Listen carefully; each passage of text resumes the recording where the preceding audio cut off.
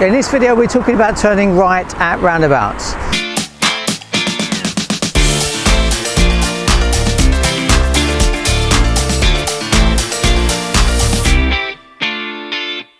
So one of the main things to remember on roundabouts is that even when you're turning right, is that all of the exits are on the left hand side. Imagine you're turning right at a large busy roundabout, you check your mirrors nice and early to make sure you know what's around you, you signal right and you move over towards the right hand lane. Depending on the width of the carriageway, the number of lanes and road markings and signage, there might be a number of different ways of going about this. But in general, if you're going to be turning right, the best place to approach is likely to be further across towards the right hand side. As you come round to the roundabout though, all of the exits are on your left. If you follow the roundabout round, you'll go past all of them. The thing to remember here is that the only way to be able to take an exit on the left, particularly on a roundabout with lots of lanes, is not to still be over on the right hand side when you get to your exit. As a general rule, on larger roundabouts with multiple lanes, you're normally looking for opportunities to move away from the centre of the roundabout as you go further round, so that you're close enough to the edge to be able to take the exit when you get there. Now you don't need to be in the furthest left lane, the next one to that will do. But you also don't want to be crossing more than one lane to come off a roundabout. This can lead to crashes. Just remember, it's never a good idea to cross more than one lane at a time. Even on a dual carriageway, it's better to do one lane change, drive along in that lane, then do another separate lane change. Separate mirror checks, separate signal, separate blind spot check. We're applying the same principle here on roundabouts. Part of the reason is that if you're in the centre of the roundabout, somewhere near the island itself, other road users will be expecting you to be going further round. That's what your body language is telling them.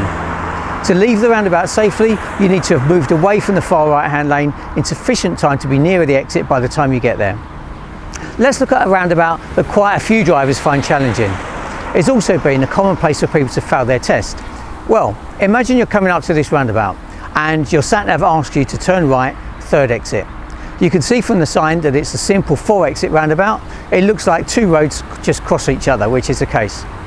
You're going to be turning right, so you prepare and you move into the right hand lane.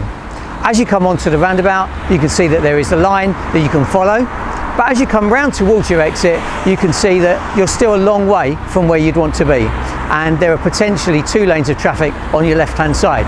The lane you're in is actually marked for going further right. It will be very difficult to cut across at the last minute, so what are your options? Well, the advantage with turning right at a roundabout is that you can just go around again if you need to. This is ideal because other traffic coming onto the roundabout and giving way to you gives you time to take the lane that you want. Remember, this is only an option if you haven't already signalled left to exit. If you've already signalled left to leave the roundabout, you better take the exit because traffic coming onto the roundabout won't expect to need to give way to you anymore. However, you'll need to merge into 2 lanes of traffic on your left, so you might need to slow down a bit and find a suitable gap. As you come around the roundabout for the second time, you can now plan to be 1 lane further to the left than you were last time, so you can leave the roundabout safely. Because it's not particularly well marked on the approach, and to give unfamiliar drivers a fair chance of dealing with it successfully, driving examiners here would often ask you to turn right, but then add, you might find it easier to approach in the middle lane.